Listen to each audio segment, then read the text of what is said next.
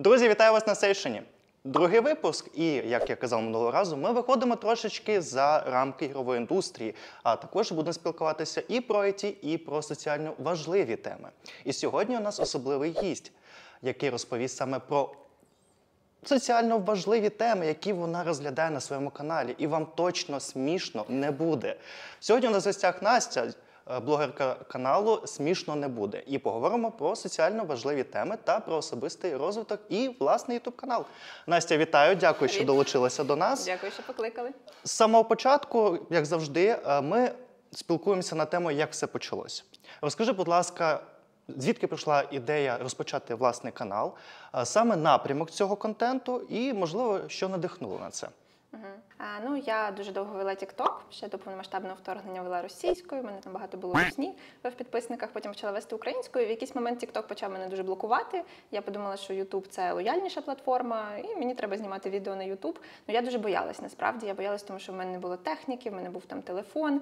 Я ще думала, а на що мені там той мікрофон, в принципі, і так все зійде. Але з іншого боку, хто мене буде дивитися, чи можна взагалі знімати відео на телефон, на цілий YouTube. Тобто YouTube мені здавався якимось таким дуже великим інтернетом. TikTok – це був маленький інтернет, Telegram – це був маленький інтернет, а YouTube – це дуже великий інтернет, там всі страшні. Але мені сказали глядачки, читачки, що будуть мене дивитися. Так от я і вирішила завести YouTube. Стосовно тематики, я завжди знімала просто про те, що мене бентежить, про те, що мені болить. І все. Нічого такого дуже цікавого. Перехід саме на YouTube.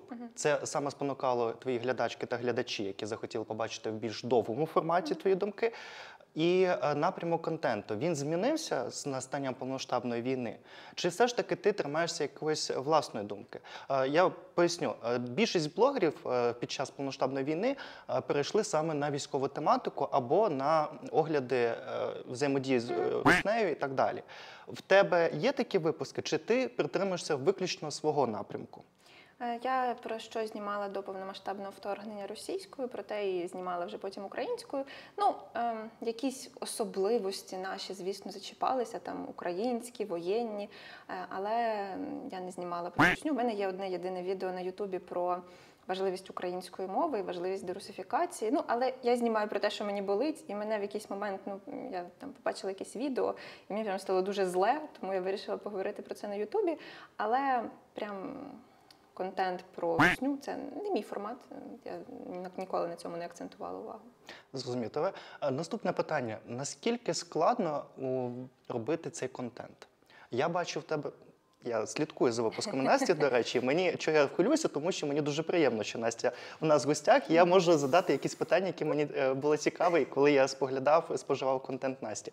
Наскільки складно робити відповідний контент? Тому що в тебе є дуже багато випусків, де ти оглядаєш якихось спеціалістів в тіктоці, сексологів або там тарологів тощо, або ти розглядаєш книжки, їх вплив, якісь стереотипні тези. І я розумію, що ти маєш передивитися ці всі відео, перечитати всі ці книжки, там, журнали тощо, якісь статті, потім сформувати якусь свою думку і вже надати готову думку глядачу. От наскільки складно у виробництві цей контент? А ми говоримо про складність технічної сторони. От, наприклад, глядач, який хоче теж запуститися в такому напрямку, він має розуміти, наскільки це складно чи ні, щоб якщо буде якась на старті складність, щоб він не подумав, що легко не пішло, значить, це не моє. Тут ще є моральна складність, насправді, споживати стільки поганих речей, це непросто. В якийсь момент можна потікти вже дахом. Стосовно технічної складової, я просто ніколи не ставилась, мабуть, до цього, як до якоїсь там такої шаленої роботи, до того, що мені треба обов'язково зробити через «не хочу». Це весело. Мені весело дивитись на якихось фріків з інтернету, мені весело читати якісь дурнуваті книжки і потім давати фідбек. Це займає багато часу, дійсно.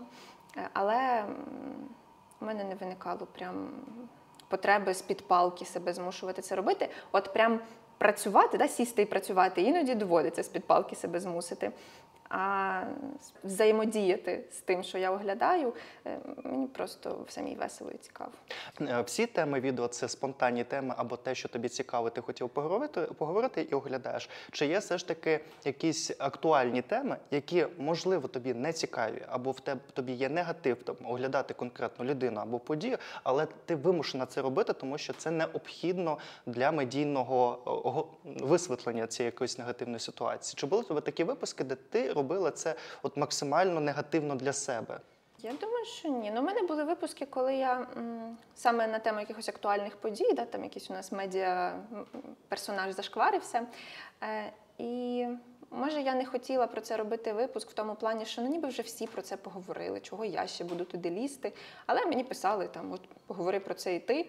Я робила відео, але не через У мене були якісь події, які ніби як формат мого контенту зобов'язував мене висвітлити, але якщо мені це було прям не хочу, не буду, ні, я не буду цього робити, тому що, може, це наївна думка, але мені здається, коли ти щось робиш прям от через ні, мені це не подобається, але я мушу, ну, навряд чи щось дуже хороше вийде. Я думаю, що в більшості своїй глядач зчитує, наскільки щирий з ним там цей креатор. Може, я не права. Ну, мені так хочеться в це вірити. Ні, чому? Це власна позиція. Є люди, які сприймають це як роботу, і їм все рівно, який матеріал вони роблять це технічно, тому що це актуальна тема або актуальна подія. Повертаючись до того, що ти робиш свій особистий блог своїми роздумами та думками, це нормальна позиція, коли ти висвітлюєш тільки ті теми, які тебе тригернули або тобі цікаві, і ти хочеш донести якусь думку. І тут немає нічого взагалі поганого, і я повністю з тобою погоджуюся, що глядач це побачить. Цю різницю, коли ти реально розповідаєш про важливу для себе тему, чи коли це там технічний якийсь випуск. Так. Я не несу насправді жодного негативу на адресу тих, для кого це просто робота, кому там треба відпрацювати певні теми. Ну, це теж має місце бути. Контенту має бути багато, контент має бути різним. Да. Але я не впевнена, що у мене б це просто вийшло. Мені би стало нудно, мені було б нецікаво, я б це все закинула, мені таке не відгукується. Підскажи, будь ласка, YouTube наразі це є основною діяльністю твоєю, чи в тебе є якась основна робота? Можеш не вказати, яка конкретно, просто більшість людей хочуть почути, чи можна вийти на етап, коли YouTube є основною роботою, і чи блогер все ж таки поєднує якусь там класичну роботу, бо блогерство – це не робота, як багато хто кажуть. Ось, як в тебе? Я недовго, я працювала паралельно з Ютубом. Зараз Ютуб – це мій основний напрямок діяльності. Я зрозумів тебе. Друге питання. Ти дуже чітко, дуже лаконічно розглядаєш багато психологічних моментів та стереотипності. Скажи, будь ласка, в тебе є якась освіта, чи все ж таки це більше тільки твої особисті думки з приводу цього? Ну, якась освіта в мене є, але за освітою я менеджерка бізнес-організацій. Я розумію, про що я так просто в патетику вже. В мене немає психологічної освіти, і мені іноді здається, що мені може за це прилетіти. Хтось в коментах напише, а хто ти така, щоб отак зачіпати якісь психологічні теми, тому я завжди намагаюся додавати щось типу, на мою думку, мені здається, я так вважаю, тому що я все-таки висловлюю тільки свою позицію. Іноді, мені здається, що там моя позиція просто об'єктивна, тому тут немає про що сперечатися. Але якщо це щось таке там дотичне до психологічних речей, я намагаюся підкреслювати те, що я не експертка, я тут просто сиджу і розповідаю те, як я бачу цей світ. Ну так, в твоїх випусках я ніколи не бачив, що в тебе було якесь ствердження, що це професійна думка. Ти висловлював виключно своє сприйняття інформації та якісь суспільні явища, які ти можеш спостерігати і дати якусь свою власну оцінку цим явищам. І знову ж таки, коли переходило до якихось тем, які все ж таки стосуються більш психологічних факторів або якихось діагнозів, наприклад, то ти казала, що це потрібно говорити саме з спеціалістом. Ну так, я часто кажу, що з цим варто піти в терапію. Я тут некомпетентна. І мені здається неправильним, коли люди цілеспрямовано, люди без освіти, без необхідних якихось навичок і без практики починають прям роздавати поради. Я от вчора буквально писала сценарій до нового відео, і там казали, що я уникаю якихось категоричних заяв. Типу, там, от зробіть це, я вважаю це правильним, там, робіть отак от. Я можу вдатись до категоричних заяв, тільки якщо це щось ну, там, дуже яскраве. Типу, я можу сказати, там, якщо над вами вчиняють насилля, то біжіть. Це категорична заява. А так, типу, я намагаюся не казати, як люди мають робити, бо я не знаю, як люди мають робити, це їм вирішувати. Це правильна позиція, погоджуюсь з тобою. Ну, не можна вказувати іншій людині, які робити або не робити. Але дивись, все рівно, на мою особисту думку, подання інформації в твоїх випусках, вона дуже професійна. От, Дякую. якщо б я б не знав би, що в тебе немає відповідної освіти стосовно саме психологічного напрямку, мені здалося, що ти от довго цим займаєшся або робила в цьому напрямку. Зараз тобі поясню, до чого я веду. Чи виникала у глядачів така думка, що ти є спеціалістом, і вони беруть твою думку як за основу і коментують в цьому моменті, що вони там впевнені, що перед ними є спеціаліст в напрямку? Мені навіть колись писали в Директ, скільки у вас коштує консультація. Я казала цим людям, що типу, вибачте, я не психологиня, таке враження може скластися. І я нічого з цим зробити не можу, я ж нікого не вводжу в оману. Я думаю, що так, комусь здається, що моя думка є єдино правильною. І це мені таке не подобається насправді, тому що моя думка не завжди. Ну, іноді вона є єдино правильною, коли це фраза типу там, людей не можна бити. Очевидно, що моя думка в таких випадках є єдино правильною. Але коли хтось прям чомусь думає, що я істина в останній інстанції, мені насправді таке не дуже імпонує, тому що в принципі, коли ми занадто сильно орієнтуємося на думку однієї конкретної людини, навіть якщо ця людина ніби як несе щось хороше, я маю нахабність думати, що я несу щось хороше, але все одно думати, що ця людина завжди суто права, це не зовсім добре, бо потім ця людина може сказати якусь херню, я теж можу сказати якусь херню, а всі інші їй повірять і не поставлять її думку під сумнів. Погоджуюсь з собою, тому що сприймати повністю як чисту правду будь-яку думку.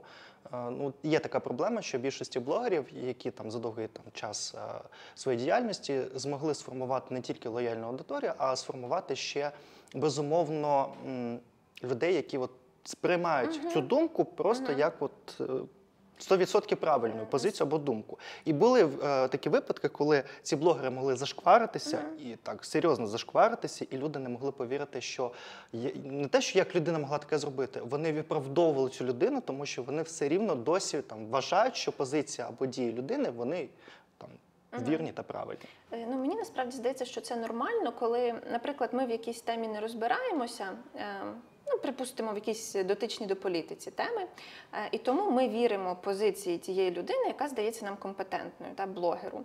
Тому що ми не можемо самостійно там в усьому розібратись, нам іноді потрібна допомога, да, і точка зору чужа. Це одна справа. А інша справа – це коли зовсім нічого не ставити під сумнів, да, і думати, що ну, ця людина свята, вона завжди права.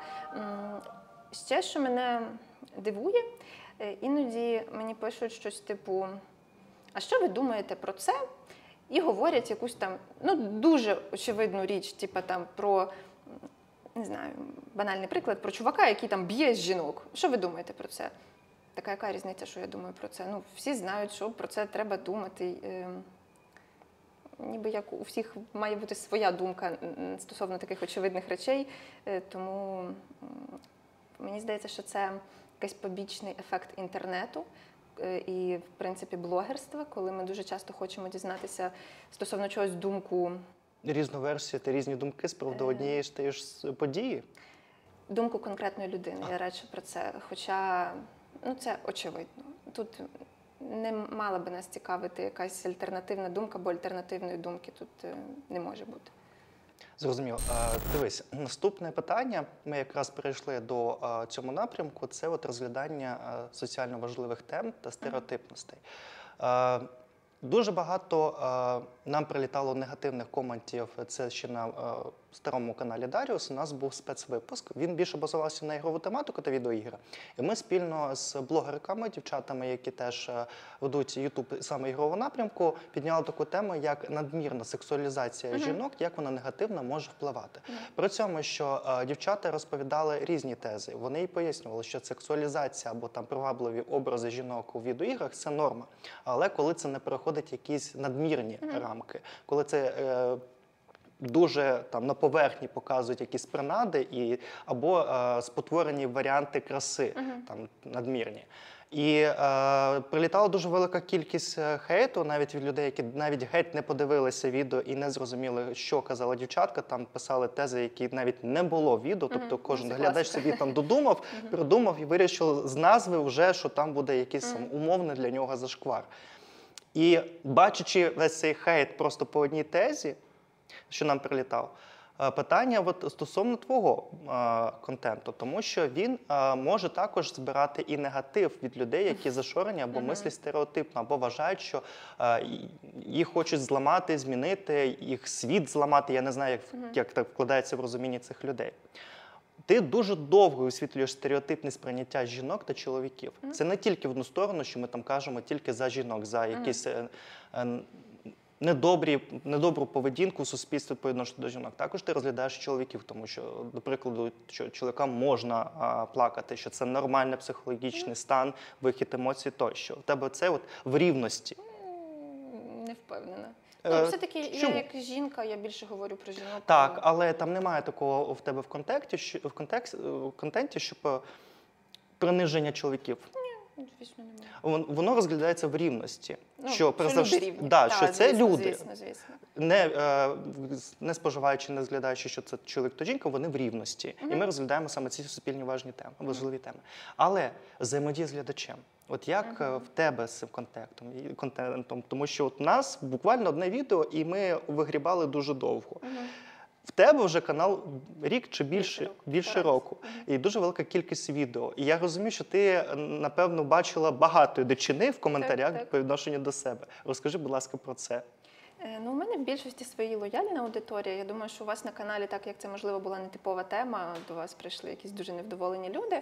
У мене 85, не знаю, відсотків аудиторії супер лояльні, тому що вони знали, що дивитись. Вони, в принципі, були ознайомлені з моєю точкою зору, або вони просто адекватні. Хтось новий може прийти і погодитись зі мною, бо я ж нічого насправді такого екстра не кажу. Мені здається, що все, що я кажу, це прості речі. Якісь, словом, я не говорю чогось занадто. Але, звісно, є прошарок невдоволених людей. Дуже багато всього різного пишуть, і смерті бажають, і чого не бажають, обзиваються. Що з цим робити? Я не знаю, мені здається, що єдиний варіант – це просто зрозуміти, що ці люди пишуть про себе. Вони не пишуть про блогера, вони демонструють те, що всередині них. І це все, вони виливають це стосовно себе. Просто вони знайшли спосіб, куди це все можна спрямувати. І я думаю, будь-якій людині, яка говорить на якісь такі гострі теми, треба просто сказати собі, що подивись, ти знаєш, яка ти людина, ти знаєш, з тобою все окей, і не варто дати комусь переконати себе в тому, що ти там неадекватний, ненормальний, некрасивий. Дівчатам зазвичай, ще стосовно зовнішності доколупуються. І от стосовно зовнішності, це теж, великий пласт коментів. І я думаю, що багатьох дівчат це зачіпає, тому що у нас коментарі стосовно зовнішності, взагалі сприйняття зовнішності, воно в основному про жінок. І тут треба нагадувати собі, що ці люди, якби ти говорила про те, що їм подобається, вони б тобі писали абсолютно інші коментарі. Цим людям все одно, як ти виглядаєш. Вони просто хочуть обізвати тебе по всім пунктам, і зробити тобі погано. Я думаю, що від цього треба абстрагуватися. Я ще з цього контент часто роблю. Я там щось скріню, потім роблю про це відео в Тіктоці, на Ютубі. Я веселюсь. Але я така людина. Мені не важко абстрагуватись від цього. Я там не пропускаю це глибоко через себе. Комусь може бути важко. Я знаю блогерів, яким набагато важче, і вони публічно про це говорять. Тому це погано. Треба і людям час від часу нагадувати, що перед ними не картинка на екрані, перед ними жива людина. Бо є, звісно, якісь там геть відбиті хейтери, яким все одно, але частина людей, які пишуть негативні коменти, вони просто забувають, що це не набір пікселів, що це прочитає жива людина, їй буде неприємно. У нас це знову-таки якась особливість інтернету. Ми рідко ставимось до того, кого ми бачимо на екрані, як до живої людини. І пишемо ми, думаючи, що це хтось там в інтернеті. Ми б ніколи не підійшли на вулиці вживу і не сказали б людині, що ти говориш херню, ти товста, страшна і все з тобою не так. А в інтернеті всі сміливі. Тому що анонімність. Ми не знаємо, хто під цією картинкою, аккаунтом, і він відчуває безпеку, тому що не буде якоїсь відповідальності та покарання. У нас немає в інтернеті поняття там репутації, покарання тощо. Ну, як такого, так скажемо. А якщо от вживу, він скаже, він може ще отримати за це. Можете отримати, страшно. Тому, це умовна медійна безкарність і анонімність, вона і дає можливість людям навіть писати якийсь негатив, навіть якщо немає якогось конструктива. В нього поганий настрій, він може написати, бо в нього просто поганий настрій, не тому що не сподобався контент, а тощо. Нам прилітали моменти хейту, особисто мені на Першому каналі, за те, що там я картавлю, або дуже сильно там кривляюсь на камеру, бо міміка дуже активна в мене жива. І хоч і небагато було цих коментів, але вони дуже сильно мене так взяли. І я дуже там довго емоційно це переживав. І коли, от, наприклад, трапляються більш активні такі моменти, я просто не розумію, як люди можуть з цим сприйматися. У мене буквально 2-3 коменти під відео, і я вже все, закидую YouTube, і нічого не потрібно робити, бо не підходжу на такий тощо. І тому мені це цікаво. Я розумію, що ти така людина, що не сприймаєш або якось інакше відносишся до цього. Але чи є якась, можливо, особиста порада для глядачів, як все ж таки спробувати абстрагуватися? Так, треба не забувати, що на цей один поганий коментар вам написали десяток або сотню хороших. Але ви фокусуєтесь на цьому поганому, забуваючи про те, що перед цим купа людей вас похвалило. Це якась теж особливість нас як людей, мабуть. Ми дуже часто фокусуємось на поганому. Так не треба. От є купа людей, які вас хвалили. Чому не прислухатись до них? Я думаю, що це дуже важливо собі нагадувати. Погоджуюсь.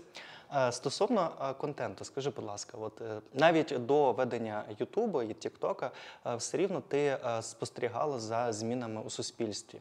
Як і будь-яка людина, ми спостерігаємо, як міняється суспільна думка, суспільство і як воно розвивається. Наразі, як змінилося суспільство по відношенню до жінок та чоловіків? Які стереотипи вже пішли з суспільства, і вони вже не терпеляться так часто, як були, а які все ж таки залишилися? А в розрізі скількох років? Як тобі буде зручно, можеш взяти 5 років, наприклад? 5 років не впевнена, що можна прослідкувати якісь явні зміни, хоча, звісно, вони є. А в розрізі 10 років, якщо так задуматись, насправді дуже багато чого змінилося. Мені, по-перше, я завжди кажу про те, що мені подобається законодавчий вектор того, куди ми йдемо. За останні 10 років у нас банально ухвалили чоловічі декрети, у нас скасували список заборонених для жінок професій, у нас ввели ті самі фемінітиви, і це така банальщина, але це теж про видимість жінок. У нас зараз підшивають жіночу форму. Трошки запізно, війна майже 10 років веде, але відшивають. Буквально вчора чи сьогодні я бачила новину, що випустили першу якусь там партію саме жіночої форми. Це мені подобається те, як держава до чого нас підводить. Ми все-таки якось на Європу орієнтуємося в цьому плані. На рівні якомусь особистісному людей, мені теж здається, що зміни явні, бо ще 10 років тому фрази по типу «місце жінок на кухні» були всюди, всі це знали, жінка має готувати, прибирати, сидіти з дітьми і ще й працювати паралельно. Зараз, за рахунок того, що ми піднімаємо цю тему, люди все більше ставлять під сумнів такі тези, тому це все складається з дрібниць, тому нам про це треба говорити на всіх рівнях, аби, можливо, навіть люди, у яких ця теза, про те, що, припустимо, місце жінки на кухні, це я так узагальнюю, будь-що там стосовно жінок, аби люди, у яких ця теза намертво сидить в голові, вони один раз побачили заперечення цього, другий, третій, може на 10-й, вони десь глибоко в собі поставлять під сумнів цю тезу. Загалом, мені здається, що зміни очевидні, і я не впевнена, що колись жіночі проблеми всі вирішаться. Я не думаю, що за наших життів так точно вони всі вирішаться, але потихеньку стає краще. З іншого боку, відкати теж бувають. Ну, банально, Сполучені Штати нам здаються такою дохіра розвинутою країною. Минулого року там заборонили аборти, скасували конституційне право на аборт. І це офігенний офігеть, який відкат. Це дуже великий мінус. Не знаю, може щось станеться, може до влади прийде Арестович за найгірших умов. Я так. На законодавчому рівні дозволить душити всіх. Я гіперболізую за Арестовича, але я читала місяць тому книжку, «Голос» називається.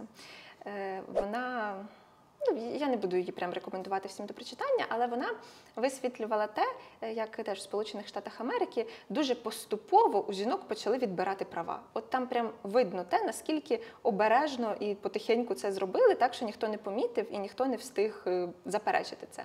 Там взагалі суть книжки в тому, що жінкам дозволили говорити 100 слів на день. На них повісили браслети і за перебір їх били струмом. Заборонили ще жінкам читати, працювати.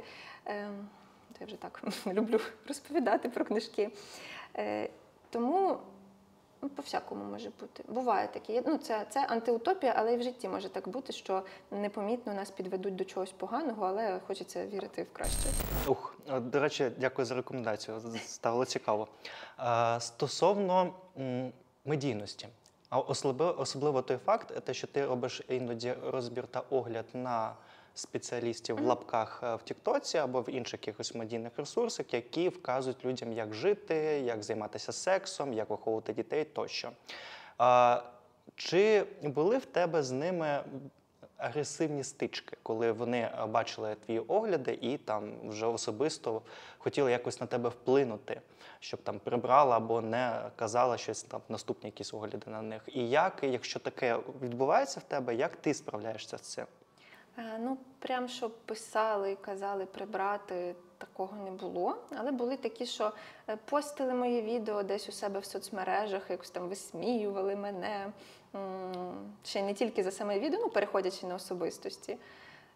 Мабуть, людям так треба. Я не знаю, що з них взяти. Тобто, я ж їх і не сприймала всерйоз, коли додавала в свої відео. Очевидно, я їх не стану сприймати всерйоз, коли вони починають висміювати мене у себе в соцмережах. Але були такі, що прям вз'їлись. Був один, це зараз дуже медійний чувак. І ще 1,5 роки тому я зняла про нього одне відео. Я тоді про всіх зняла. Це в Тіктоці було. Якісь короткі там відео до хвилини. Він сприйняв це прям як особисту образу. Він потім під кожним відео мені щось виписував. Про мене знімав відео, я його особисто ненавиджу. Це прям треба мати дуже роздуте его, аби подумати, що я ненавиджу його особисто. Я там про всіх знімала, реально. Він подумав, що це про нього. Але я думаю, що він вже про мене забув. Не будемо нагадувати йому. Зараз дуже медійний чувак. Медійна відповідальність. Продовжимо цей блок.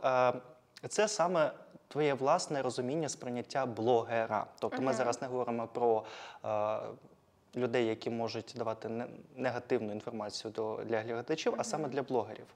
Як, по-твоєму, має формуватися медійна відповідальність блогера або блогерки? Чи мають вони бути відповідальні за якісь соціальні тези, які вони висвітлюють глядачам? Чи мають вони відповідальність за свої поради перед глядачем, які може сприймати це як за правду? І чим є необхідним блогерам вести культуру кенселингу та відповідальності та реабілітації, якщо вже закенселили людину? От саме в медійному ютуб-просторі.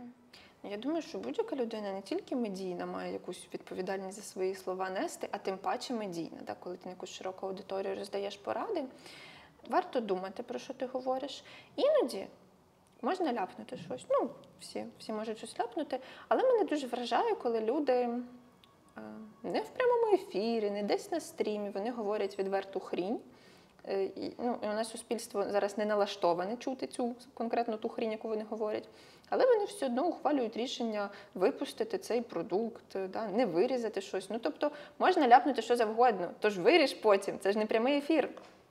З іншого боку, про культуру кенселингу, у нас Мені здається, з одного боку немає якоїсь такої інституту репутації, да, і культури того, що когось закенселили. Я думаю, що один приклад на весь український інтернет був, коли Спартака Суботу скасували. Більше таких яскравих прикладів я не знаю. Ну, зараз ще Іванова і Петрова там щось всі бойкотують, але я думаю, це на місяць, потім про них всі забудуть. Ну, да, варто до цього приходити, аби людина, яка дуже сильно аби люди знали, що якщо вони дуже сильно проїбуться і будуть стояти далі на цьому, то на них чекає суспільний осуд і на них чекає кінець кар'єри. Це з одного боку. З іншого боку, є різні випадки. Якщо людина переосмислила щось, якщо людина публічно вибачилась, якщо людина сказала, да, я була не права, я думаю, що кенселінг не має бути повальним і назавжди. Очевидно, якщо людина там визнала свої помилки, то це окей. Це теж дуже важливо. Культура того, аби вибачатися і казати, ну я не знав, я не розумів, я випадково ляпнув. Так, всі можуть зробити. Ну, це теж важливо. Ну, пробачати дуже якось пафосно звучить, але пробачати.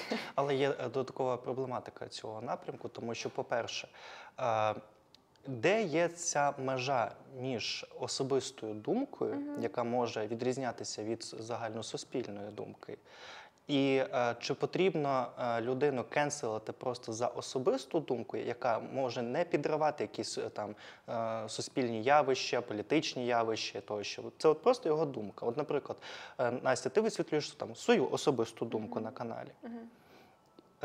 Якомусь пласту людей може це не сподобатися, або вони не погоджуються з цим. І вони от кенселимо, бо ця думка відрізняється від нашої думки. Чи є оця межа? Тому що більшість людей вважають, що кенселити – це коли людина думає інакше, коли це не може нашкодити там, державі тощо. От воно відрізняється все. Це не для нас, це ми кенселимо. Ми не кажемо за зашквари, коли це виходить за норми моралі, за норми якоїсь цілісності або масового негативного впливу, якщо ця думка є руйнівна для суспільства. От як тут бути? Ну, мені важко уявити, щоб у нас закенселили когось за нешкідливу особисту думку. Ну, тобто за щось шкідливе, якщо людина сіє ненависть, зраду якусь розводить, тут все очевидно. А так, щоб просто за якусь нешкідливу особисту думку, ну я навіть не можу якийсь приклад собі навести, за що у нас так можуть закенселити, за яку особисту думку. Просто, не дивись, є приклади саме не в українському просторі, а вже в європейському та Сполучених Штатах, коли це вже доходило до того моменту, коли людину могли кенселити просто за свою особисту власну думку. За яку думку? Що фіолетовий красивий колір? Чи... Було щось із такого напрямку, до речі, дуже дивне і дуже незрозуміле. Бо от люди хотіли бачити в своїм блогерки людину, яка має по їх думці, мати ті ж самі вподобання і ті ж самі погляди. Якщо воно відрізнялося, все, хрестовий похід кенселимо. Це доходило до такої дивини. І от у нас це тільки розпочинається саме поняття репутації. У нас її взагалі поки що немає, але є якісь такі зачатки цього напрямку. І от зараз і потрібно це от для себе зрозуміти, який вектор розвитку цього напрямку буде. Чи дійде це от до якоїсь такої дивини? Я не знаю, але відповідаючи на питання про те, де межа, для мене межа, вона саме в шкідливості. Якщо твоя особиста думка комусь шкодить, якщо вона є людиноненависницькою, там, я не знаю, гомофобною, сексистською, ксенофобною або що, це не так, щоб особиста думка вже. Ну, типу, особиста... Теж важке питання, що є, ну, звісно, це з якогось боку особиста думка, але ми не будемо поважати цю особисту думку, коли вона шкодить. Да? Парадокс толерантності полягає в тому, що ми не можемо бути толерантними до тих, хто нетолерантний до когось. Інакше сама концепція толерантності стирається. Тому для мене межа тут. І, звісно, тут є теж моменти того, що шкідливість – це для кожного своє. Для когось гомофобія – це дуже нешкідливо, дуже корисно і взагалі прекрасно. Тому тут для мене... Все-таки є якісь об'єктивні речі, мені здається, в цьому житті. Хоча я знаю людей, які стоять на тому, що нічого об'єктивного в цьому світі немає. Думаю, що дуже багато чого в цьому світі є об'єктивного. І об'єктивні речі полягають в тому, що ми маємо жити так, аби не шкодити іншим людям. От. Якщо твоя особиста думка активно шкодить іншим людям, зачіпає їхні свободи, то це вже не так, щоб особиста думка, це вже якась ненависть, от, яку ти несеш. За свою діяльність за весь час. Чи були в тебе приклади, де ти змогла змінити думку людей або їх сприйняття? Це може бути не тільки в медійному просторі, це може бути особистий круг знайомих, де ти, умовно, по пальцям показала цю різницю сприйняття чоловіків-жінок, стереотипність і проблематику, і де вони такі, а ми там з цього ракурсу на це не дивилися, і вони почали трошки інакше розуміти проблематику всього цього. Якщо говорити про інтернет, то регулярно мені пишуть люди, і це взагалі дуже мило, це найкраще. Пишуть, там, я думала, або я думав так-то і так-то, але от подивився твої відео і зрозумів, що жінки – це теж люди. Ну, я теж зараз гіперболізую. Ну, і це супер приємно, це прям мотивує. Стосовно реального життя, ну, я себе насправді намагаюся просто не оточувати тими людьми, яких мені доводилося би в чомусь переконувати. Тому що я не вихователька в школі, не вчителька в школі, не вихователька в дитячому садку. І в мене є така можливість. Звісно, іноді бувають там якісь токсичні колеги у людей. Я, на щастя, ФОП, в мене немає колег. Тому в житті... Взагалі ми часто грішимо тим, аби хотіти перевиховати оту цю людину і думаємо, що якщо ми їй зараз все доведемо, то вона точно зміниться. Але, може, з близькими людьми це і працює. Іноді близьким людям варто спробувати навести якусь аргументацію, якщо ці люди готові до діалогу. Але якщо це не надто близькі люди і вони несуть якусь чепуху, іноді треба їх просто з чепухою лишити наодинці. От є люди, яких неможливо ні в чому переконати, і вони не хочуть бути переконаними. Вони хочуть, не знаю, розвести срач, вони хочуть поскандалити, вони не налаштовані на сприйняття інформації, головне, вони не налаштовані на зміну своєї думки. Це і в житті такі люди бувають, і дуже часто ці люди бувають в інтернеті. Я зараз не говорю там про своїх підписників, глядачів, я говорю про срачі в інтернеті, ми всі іноді грішимо срачами в інтернеті. Тому що важко пройти повз щось, що може нас торкнути, але іноді прям треба проходити, тому що, не знаю, може це якісь енергетичні вампіри, може от вони хочуть висосати прям все з тебе, що є, довести тебе до трясучки, тим, що ця людина, ну така дурна, ну таку ахінею несе, і ти її не переконаєш. Ти тільки витратиш свій час і просто свої сили на те, щоб спробувати їй сказати, що чорне – це чорне, а біле – це біле, вона буде стояти і казати, ні, білий колір, він зелений. Я краще знаю, от мені видніше. На таке не треба витрачати свій час. До речі, може це відео буде хтось дивитися із тих, кому зараз будуть корисні мої слова, але дуже часто жінки, які відкривають для себе фемінізм, скажімо так, вони починають думати, що я тепер зобов'язана кожного сексиста переконати в тому, що він не правий. І на кожній вечірці, якщо хтось ляпне якийсь анекдот про блондинок, я ж феміністка, я зобов'язана його переконати. Ні, ви не зобов'язані. Ви не зобов'язані псувати собі вечір, не знаю, день або проведення часу в інтернеті тим, що будете когось переконувати, бо дуже часто це марна справа. Є люди, які знаходяться в сірій зоні, з ними можна щось там про щось говорити. Але в більшості своїй ці люди просто хочуть посратись. На них не треба витрачати час, мені так здається. Ні, це правильно, тому що, знову ж таки, повертаючись до того, що розповідав, що ми випустили тільки один ролик, і нам прилітало, то дівчата, і ми старалися більш тактовно давати якийсь комент, розгорнути на запит глядача, який там написав, що ви чимось не погоджується, для того, щоб, знову ж таки, можливо, пояснити свою думку. Може, людина не зрозуміла цю тезу, або в якому контексті це було сказано, от вирвано було.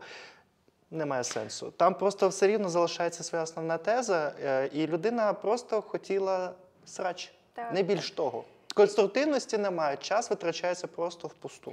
І оця тема з сексуалізацією жінок в іграх, вона тут показова, тому що це така резонансна тема. Дуже часто ці антифеміністи кажуть, що от, їм нема за що боротись. Вони замість того, щоб про жінок в Афганістані говорити, вони говорять про якусь там сексуалізацію жінок в відеоіграх. Ну, тобто, це такий клішований аргумент антифеміністів. Вони постійно кажуть про сексуалізацію жінок в відеоіграх. Тому це чудова ілюстрація того, і теж в розрізі мого контенту, наприклад, можна про це поговорити, що деякі люди, вони навіть не дивляться те, вони не читають твої коментарі толком, вони не дивляться відео, під якими влаштовують цей срач. У них просто якась програма в голові є, наче методичка, мені здається, у деяких із них є. І все, вони йдуть отак от далі по ній. Я реально у себе під відео бачила, як люди коментували те, що я проговорювала прям словами через рот в своєму відео. Причому навіть не в кінці. Вони до середини не додивились і вже почали строчити свій коментар. Ну, їм не цікавий конструктив. Якщо ви теж людина, якій хочеться посратись, ну, це чудовий час скоротати пару годин. Але якщо у вас немає такого запиту в житті, ну, це супер марна справа. Ну так, із цікавого, головна, ще одна із головних тез, яка нам прилітала під відео, знову ж таки наголошую, назва відео «Надмірна сексуалізація жінок у відеоіграх». Відсотків, може, 30 коментарів з загалу, яке там було. Чому в відео про надмірну сексуалізацію жінок у відеоіграх не сказано нічого про сексуалізацію чоловіків? Ой, Боже. Ну, це теж така комплексна тема, бо я впевнена, кожній жінці, яка говорить про проблеми жінок в інтернеті, прилітають коменти, а я? Ну да, я не жінка, я мужчина. А коли ти про мої проблеми поговориш? Ну, в окремому тематичному відео. У мене теж є проблеми, давай говори про них на рівні з жіночими проблемами. І я колись відповідала на ці коменти в стилі, типу, дивіться, я жінка, мене бентежать в першу чергу проблеми жінок, я про них говорю. Ви можете теж, знаєте, сісти перед камерою і поговорити про свої проблеми. Я хочу, щоб ти про це говорила. Ні, знаєш, ще що може бути? Якщо навіть ти зробиш випуск, який буде стосуватися чоловіків, і ти спробуєш щось розповісти або подумати про цього, тобі перейде коментарі, як ти можеш щось розказувати про чоловіків, ти жінка. Тому правильного, знаєте, в деяких випадках у вас просто немає правильного способу себе поводити. Ви в будь-якому випадку будете для цих людей з інтернету в чомусь неправі. То, повертаючись до самого початку, що потрібно? Просто бути щирим перед собою і робити той контент, який тобі подобається, а не технічний, який потрібен. Хочеш – говориш про чоловіків, хочеш – говориш про жінок. Твоє право вибору, що тобі бентежить, що тобі хочеться говорити. Але, знову ж таки, хейтери будуть хейтити. Тут нічого не поробиш. Ну, дивись, із свого там особистого досвіду, за все своє життя, у мене, наприклад, було таке здивування, коли постійно було розділення. Там жінки, чоловіки. Для мене було це незрозуміло, тому що я з маленького містечка, і у нас виходило так, що ми якось всі в дитинстві товаришували, спілкувалися, дівчатка, хлопці, і ганяли, і футболи, і не було такого там розділення, що це тільки жіночі, це тільки чоловічі. Ну, фігня. І у мене така от думка дивна була постійно. От чому, коли ми в дитинстві, у нас не було такого от сприйняття розголужування, а потім воно постійно з'являється. Що от тільки так, не може бути там дружби між чоловіком та жінкою, тільки виключно там сексуальні моменти можуть бути, не більш того. Хтось точно когось хоче. Да, в такому плані. І це для мене завжди було якимось здивуванням. Коли вже переглядав твої випуски, було розуміння, що це вже задається зі сторони суспільства. Контентом, книжками, вихованням, батьками і стереотипністю, яка постійно розділяє. Спочатку розділяє, розгалюжує, що це тільки там, а потім вже вистраюють якісь рівні взаємодії, хто на якій планці по відношенню до кого може знаходитися. Що жінки мають в цій стереотипності бути придатком до чоловіка, і якось так. І мені от це здавалося не те, що дивним, а образливим, і навіть для мене, тому що в мене в сім'ї є дві сестри, і в мене от дивно, чому моя сестра старша не може піти військовою, але вона була військовою. Ну, це вже зміни, які були. Це я повертаюся до стадії самого початку мислення, чому так? Чому от вона не може брати кар'єру? Чому тільки потрібна сім'я, тільки от народити дитину? Чому не може розпочати власну справу? Чому вона не може спокійно знаходитися там чоловікам в одній компанії і спілкуватися? В чому є це розгалуження? Ми просто люди, да? Є різниця в гендері, різниця в... А все, мислення, мрії, там, розуміння. Ну, є якісь фізичні особливості. Фізичні особливості, але стосовно фізичних думки, мрії, ну, все ж однакове, ну, більш-менш. Так, дуже багато людей ще говорять про те, що фізично ми ж настільки різні, але різниця всередині групи завжди більша, ніж різниця між групами. Тобто різниця між двома чоловіками, вона з більшою вірогідністю буде більшою, ніж різниця між чоловіком і жінкою, наприклад, в фізичній силі. Зрозумів тебе. Взагалі, питання було не про це. Питання було про те, чому з нас виховують правильних хлопчиків і правильних дівчат. Я думаю, що зараз по інерції виховують. Їх так виховували і нас так виховують. Ми просто звикли в цьому жити і не ставити під сумнів, що так правильно, що хлопчик і дівчинка – це дві полярності. І мені здається, що от на цьому сприйнятті хлопчика і дівчинки як двох полярностей, власне, і будуються всі подальші речі. Тому що якщо ми сприймаємо когось як геть протилежного собі, то ми не ставимось до цієї людини іноді як до себе. Да? Це щось нам протилежне, це щось таке незрозуміле. І упередження до жінок, які є там з боку деяких чоловіків, і прям негатив до жінок з боку деяких чоловіків, в корні цього думка про те, що ми дуже різні. От ми такі різні, що можна просто обісратись, взагалі не однакові. Не тільки це, звісно, але мені здається, що корінь проблеми саме от в цій вигаданій полярності. Якщо отак, знаєш, помріяти, подумати, представити, уявити собі, якщо все ж таки виховання дітей пішло від цієї стереотипності і людей виховували в рівності. Що б саме перше змінилось би, на твою думку, те, що зараз присутнє в нашому суспільстві, а воно просто зникне автоматично? Я думаю, що, зважаючи на те, що це були б діти, то, мабуть, перше би, що ми помітили, що змінилося, і що далі мало би багато наслідків, це те, що діти обирали би для себе і різні заняття, якісь позашкільні. І в школі не було б цієї історії про те, що дівчата, вони кращі в гуманітарних науках, дівчата фізику, математику гірше знають, хлопці кращі в фізиці і математиці. Відповідно, можливо, більше дівчат обирали би для себе ці сфери загалом подальше в житті. Більше дівчат, можливо, йшли б в науку. Тому що колись жінкам було заборонено бути науковицями, зараз жінкам це можна, але через стереотипи і через те, що жінка-науковиця потім буде чути на свою адресу на роботі, ти жінка, ти вибач, пожалуйста, що ти тут можеш. Я думаю, що більше дівчат ставали би і керівницями. Тобто урівноважувався б оцей суспільний баланс в якихось саме професіях і родах занять. І це впливало би на все інше, да? Тому що, якщо ми говоримо вже про всі професії і роди занять, то і у владі було б більше жінок, і це впливало би на якісь закони, які ми приймаємо. Це як мінімум рівність. Не було б якогось зневажливого ставлення по гендеру в професіях і тощо.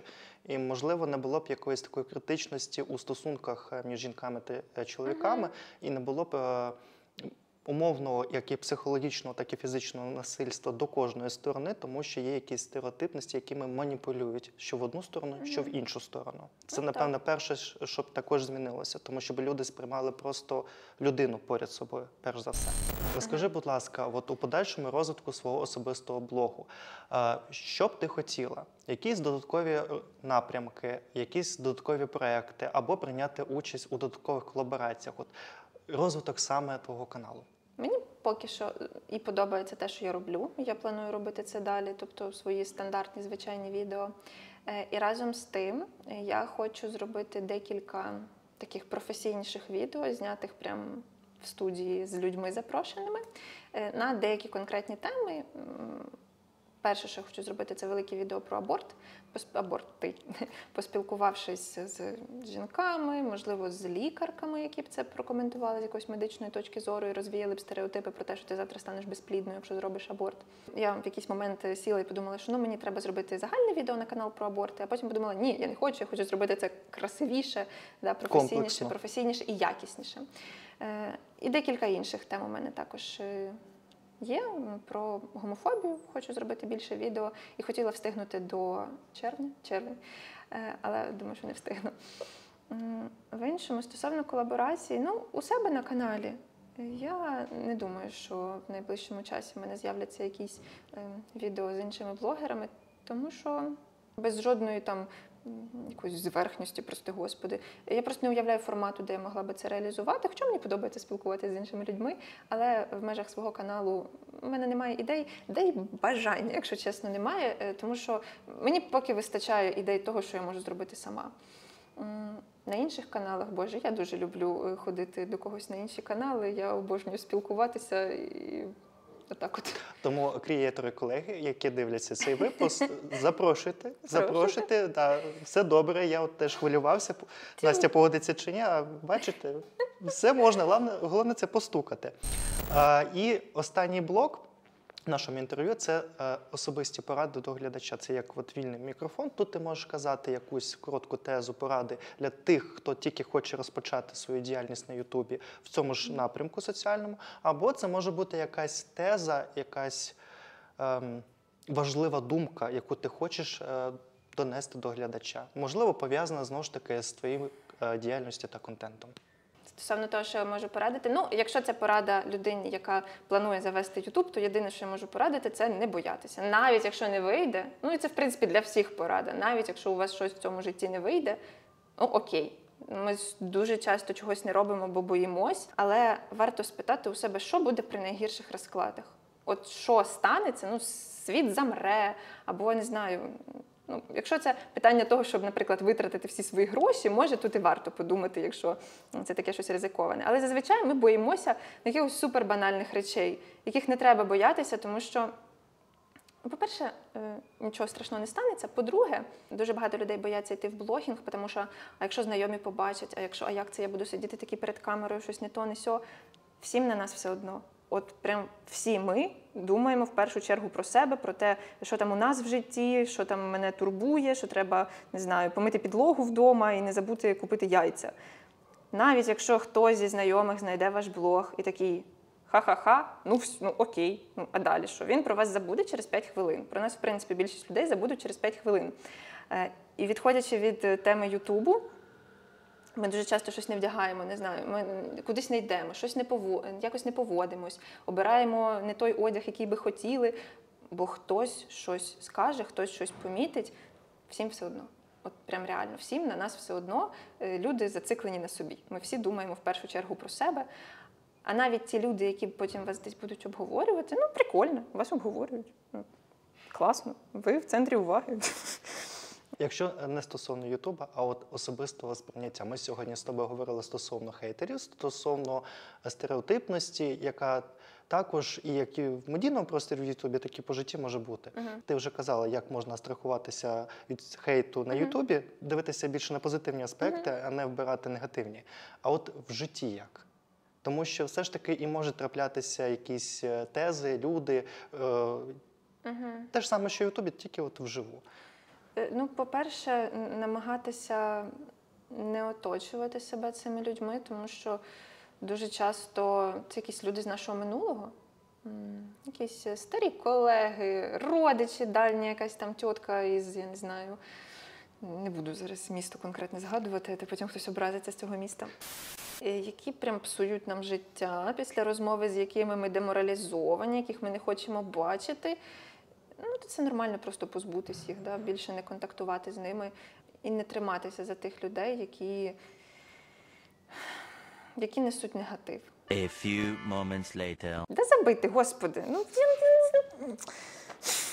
говорять вони щось. Ну, це така проста думка, але вона іноді така корисна. Ну, нехай поговорять, десь забудуть, господи. Просто нагадувати собі про те, що це не буде хвилювати вас через тиждень, місяць, півроку чи рік. Ну, навряд чи те, що хтось про вас говорить, буде вас потім хвилювати. Це така дрібниця, але коли я кажу нагадувати собі, я прям буквально маю на увазі нагадувати собі. Прям, не знаю, записати це десь на листочку і час від часу цей листочок доставати, або просто з мозку виколупувати цю інформацію, що дивись, от я тобі, собі нагадую. Це фігня. Не треба на цій фігні концентруватись, пам'ятай про це. Ми іноді забуваємо собі нагадувати. Ми іноді там стільки, не знаю, закопуємось в ці проблеми, що нічого не бачимо, але це дуже часто така ерунда. Я зараз не хочу знецінити чиїсь проблеми. Я говорю буквально про, ми ж говоримо про якісь... Просто слова зі сторони людей. Ну, це така дрібниця. Війна в країні.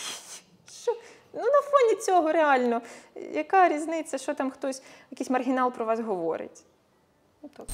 Настя, по традиції інтерв'ю ми постійно даруємо подарунок для того, щоб була згадка про нашу співпрацю, Ого! про нашу колаборацію. Щось таке велике. В мене, на жаль, тематично щось пов'язано було з напрямком контенту, такого нічого немає, тут більше по іграм тощо. Вирішив я подарувати тобі чашку. Це капелюшника з Аліси. Боже, Але як тут красиво. сенс в чому? Те, що коли люди казали, що верх – це верх, а низ – це низ, він казав, що може бути все навпаки. І де є інстанція, яка затвердила, що має бути саме так, як всі кажуть. Тобто людина, яка казала, що все може бути по-іншому. От чомусь не в негативному аспекті є така асоціація, коли всі кажуть, що біле – це біле, і інакше не може бути. Ти можеш сказати, що є сірий колір. Ось. Дуже дякую. Це тобі. Боже, дуже круто. Дякую ще раз, що долучилися. Дуже дякую, що запросили. Ще й, подарунки тут роздають. Це взагалі. Бачите, здали би, що були подарунки, може більше людей приходило. Жартую. Друзі, дуже вам дякую, що долучилися до сейшну. Третій сезон, новий формат і доволі незвичайний до нас. Тому, я думаю, вам буде цікаво подивитися також на важливі соціальні аспекти, не тільки ігрову індустрію. Обов'язково завітайте на канал до Насті. Назва смішно не буде. Подивіться випуски, дуже цікаво і є над чим подумати. Залишайте вподобайку, залишайте, будь ласка, комент та підписуйтесь і слідкуйте за нашими новими випусками. Па-па!